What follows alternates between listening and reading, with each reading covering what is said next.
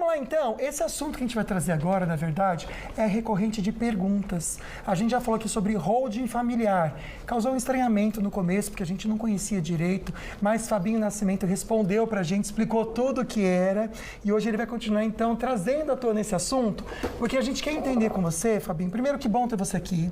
Bom dia, Fabinho. Obrigado, bom dia. Seja dia, sempre bem-vindo. Bom dia, Mário, obrigado. Como que a gente cria uma holding familiar? Eu sei que a contabilidade FN é essencial nesse momento de criar, né? Sim, a holding familiar é uma dúvida ainda muito frequente entre os empresários brasileiros, né? Entre as pessoas, né, que possuem muitos imóveis. Então, como é que a gente procede hoje dentro da contabilidade FN para ajudar, né, o empresário, ajudar a pessoa a fazer essa criação da holding familiar? Inicialmente, a gente pede que ele relacione dentro de uma planilha para a gente de Excel todos os imóveis, né, que fazem parte dos bens de família, sendo esses imóveis estando em nome dos pais, dos avós, dos filhos, de quem quer que seja, né, que vai entrar dentro dessa holding familiar. A gente pede que eles façam uma relação desde da data de compra desse imóvel, o valor de compra desse imóvel, o valor de mercado desse imóvel atual, se ele é um imóvel que tem locação, né, se ele tem rendimento de locação, qual que é o valor desse rendimento de locação.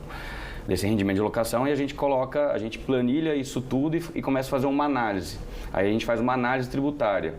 Por quê? Porque a gente vai analisar cada imóvel se faz sentido ou não colocar dentro dessa empresa familiar.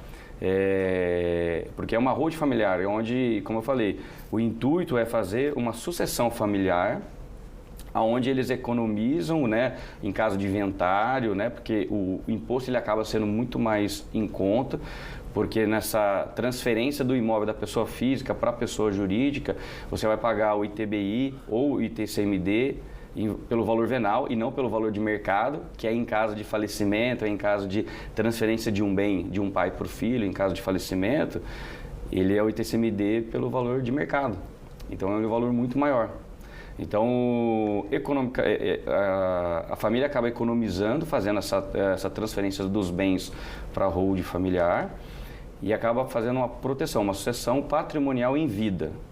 Ele é bem complexo. Para a estruturação de uma holding familiar, eu falo que é tocar em assuntos complexos, em caso de falecimento, quem pode entrar ou não na sociedade, em caso de alguém queira sair dessa sociedade, como que vai ser, quais serão os procedimentos, quais serão as características, né, das cláusulas dessa holding.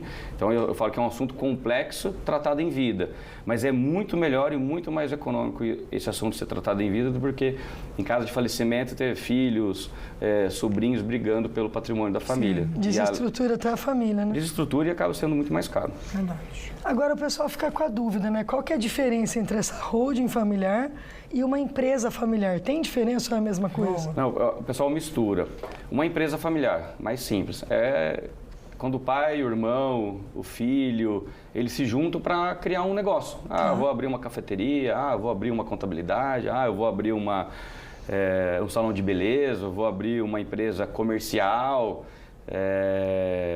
Isso é uma empresa familiar, onde mais de um membro familiar faz parte dessa empresa, é sócio dessa empresa e eles vão tocar o negócio. Holding familiar, como eu falei, é uma sucessão patrimonial em vida.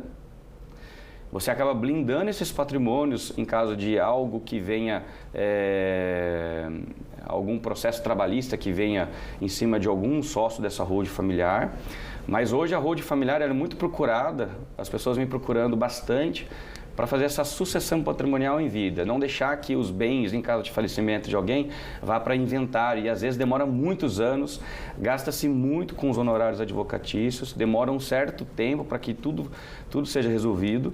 E aí muita gente vem procurando essa holding familiar por conta disso. Até porque numa reforma tributária que já está vindo em frente, estão dizendo, por exemplo, aqui no estado de São Paulo, que o ITCMD de 4%, que é o imposto de transmissão de bens móveis de doação, hoje que é 4%, pode ir de 8% a 16%. Nossa, é muita coisa. Então, assim, e como eu falei, economicamente é muito mais barato. Por quê? Se você tem bens alugados, esses bens geram o custo de imposto. Na pessoa física é 27,5%, na pessoa jurídica é 11,33%. É uma baita de uma economia.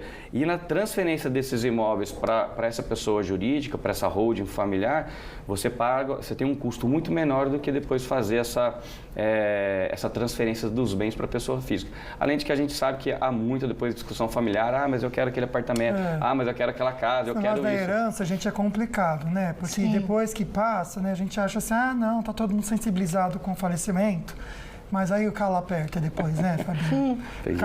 Tem gente que discute no velório ainda, em que vai ficar. Então, já adianta, né? É um assunto muito difícil. Por exemplo, para abrir uma holding, a gente leva, em média, não o processo em si, mas dura praticamente uns 180 dias, desde da discussão das cláusulas, para deixar muito bem amarrado, até a transferência dos imóveis e tudo mais. É um processo complexo, mas que vale a pena. Vale muito a pena. Muito a pena. Então, gente, a gente vai recomendar para vocês aqui a Contabilidade FN para ajudar vocês nesse processo. Tá bom? Que com certeza você vai ter toda a assessoria que você precisa ali para você conseguir fazer que tudo isso ocorra bem, tranquilo, sem problemas e dor de cabeça. Fabinho, muito obrigado. Obrigada, viu, Fabinho? Muito obrigado pelo convite. Obrigada, querida. A gente que agradece. Pelo assunto tão necessário, né? Bom demais.